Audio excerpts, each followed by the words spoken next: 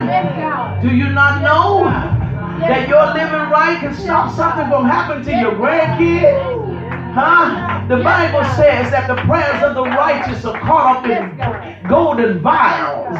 Don't you know something? You ask God, some righteous way that you lived could be something that God remembers and it falls on the next generation, or it falls on the generation after that. Something that you did.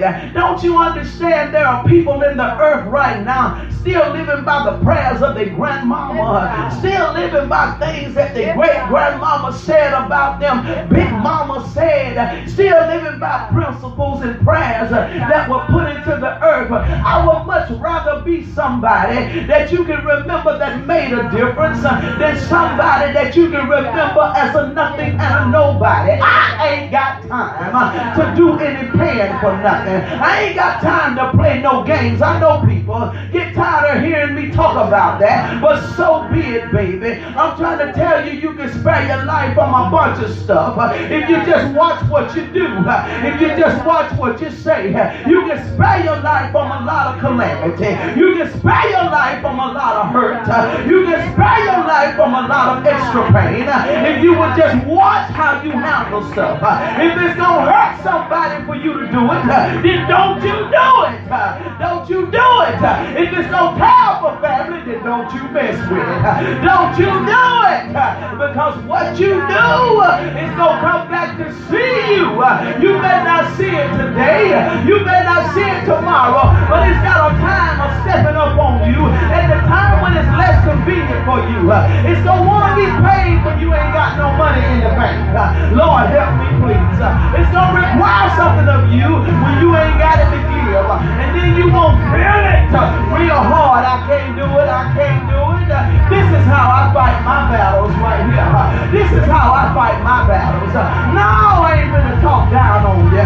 No, I ain't gonna put no curses on you. This is how I fight my battles right here. I pray for you, baby. I pray for you. I pray for you to win. I pray for you to be delivered. I pray for you to be brought out. Because I would want my kids to be brought out. I want my grandkids to be brought out. No, I ain't gonna celebrate no sin. No, I'm not gonna be a part of no sin. But that don't mean I don't pray for you. If you see me overtaken in a fault, pray for me. Please do. Pray for me. Don't come get in it with me. Because if you get in it with me, when I go pay my penalty, you gonna pay a penalty too. So don't get in it with me, baby. Stay out there and pray for me. Stay on the outside and pray for me. Oh God, I love you, man. This is how I fight my battle. This is how I win. Oh God, help me, please. I'm surrounded by him. This is how I win, man. How you win, Delphine? I'm telling you all the secrets. How you win? I don't steal tithes. That's how I win. I don't steal offering. That's how God. That's how I win, man. I sow seed. That's how I win. I pray for other people to succeed and help them in the best way I can. This is how I fight my battle. This is how I fight my battle. You ain't got nothing I'm jealous of. You ain't got nothing I want. Huh? Nothing I want. I'm content, baby. I'm content. I'm content. I'm content. I'm content. I'm content. I'm content in him. I'm content, I'm content, I'm content, I'm content, I'm content in him.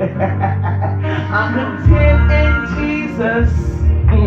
I'm content in Jesus. I'm content in Jesus. I'm content in Jesus. Like Paul said, not that I speak in respect of want, for I've learned that whatsoever state that I may be in, therewith to be content. He said, I learned to be abased, how to be abound, how to have and not have. I got a balanced life. I'm content, baby. This is how I fight my battles. This is how I fight my battle. I'm trying to teach some people how to win, man. We still winning in life. We still winning in life. This is how I fight my battles. I'm content. I'm content, right? This is how I fight my battles. I'm content. Even when it looks like I'm surrounded by Him. It's just little principles that give you victory in life, man. God help me today. It's just little principles. If you learn principles and learn to work the little principles, you'll be surprised how much peace it can bring your life. Little principles such as do unto others as you would have them do unto you. They call that the golden rule, right? That's what they call it. So I try to make sure that I respect people in the capacity that I want them to respect me. Little principles such as give, and it shall be given unto you. Good measure, pressed down, shake it together, and run it over, shall men give unto your bosom. See, it's the little bitty principles, little principles such as, I'll get angry, but sin not. I live by little principles, see, that keep me in a place of peace. I live by principles such as, if I see you in sin, I understand the fact that you won't have nothing to do with me because you in sin and I'm not.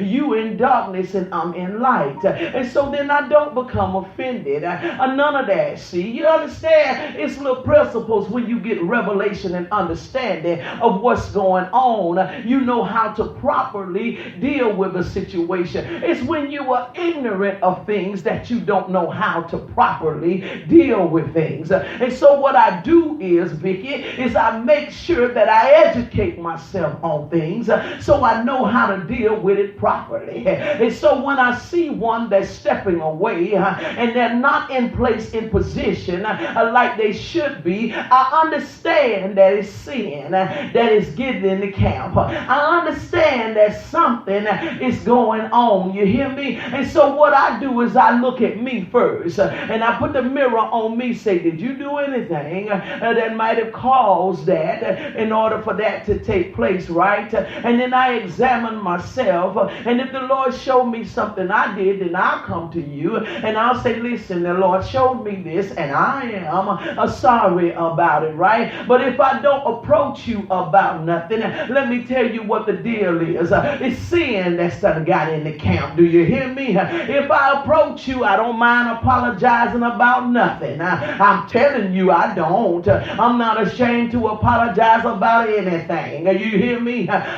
Baby, because before I be locked up, I'm going to say I'm sorry. Before I be put in a prison, I'm going to say I'm sorry. So if I don't come to you, let me tell you what it means. That means that you are in sin. That means there's something that you have allowed to get into you, and it has nothing to actually do with me.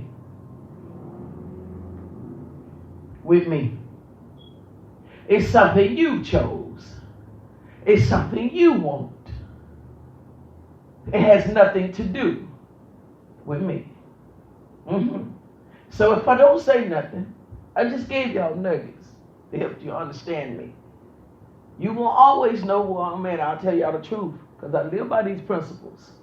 If I don't say anything, it's because it ain't got nothing to do with me. It's got everything to do with something that you have externally allowed to penetrate you. Yeah? Something that you have externally allowed to penetrate you. Let me tell y'all a secret about me. I'm very sensitive to God.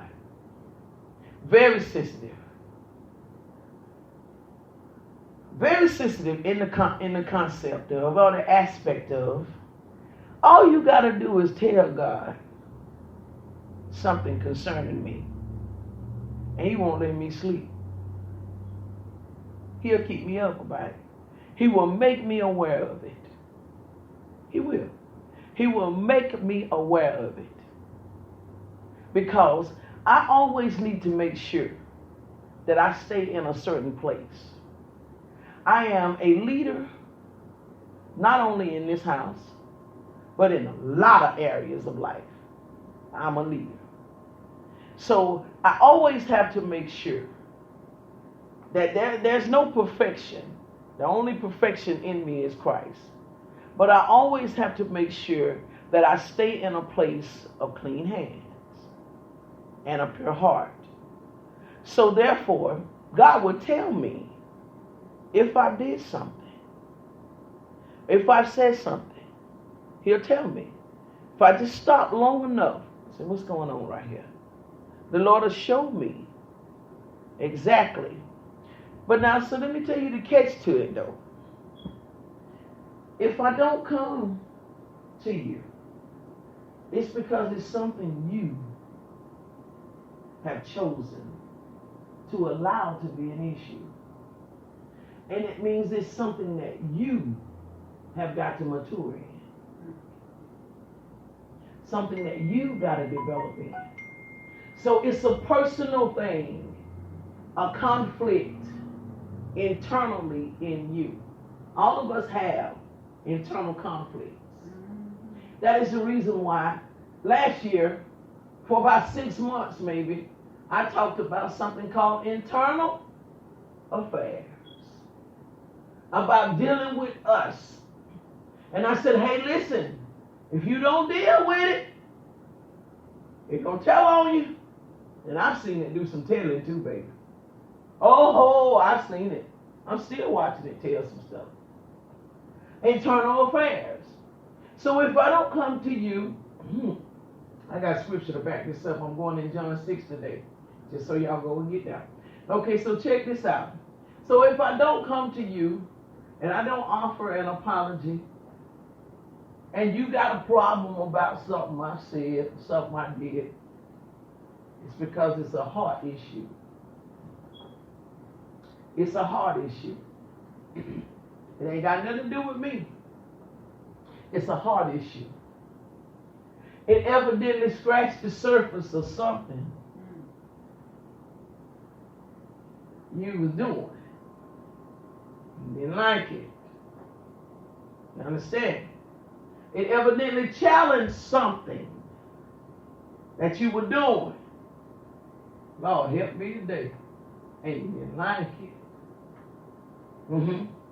And so then, that's when a brother or sister becomes offended.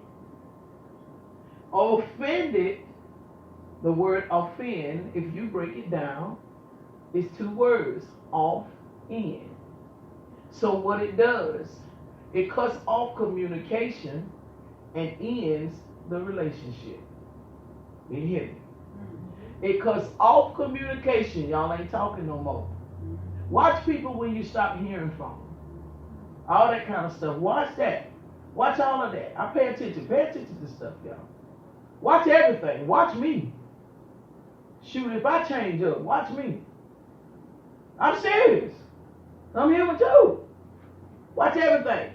You've got to, the Bible tells you to guard your heart with all diligence. For out of it flows the issues of life, it says. So you got to make sure that you guard your heart at all times.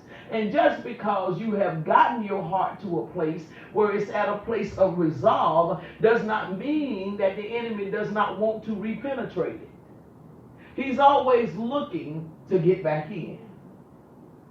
He's always looking to reoccupy a place that he doesn't occupy anymore. The Bible tells you that. It says that he goes to and fro in the earth, and then he goes back to the place that he was kicked out of to see if he can come back in. Now, if he comes back in, what else does it say he do? He brings 7 more that are stronger than he. So he's always looking for a way back in. So just because you've been delivered from a thing does not put you or make you exempt from the enemy coming back to try you again. So that's why I'm not exempt. So you always got to make sure that you guard your heart. Okay, so offense. when the offense comes, it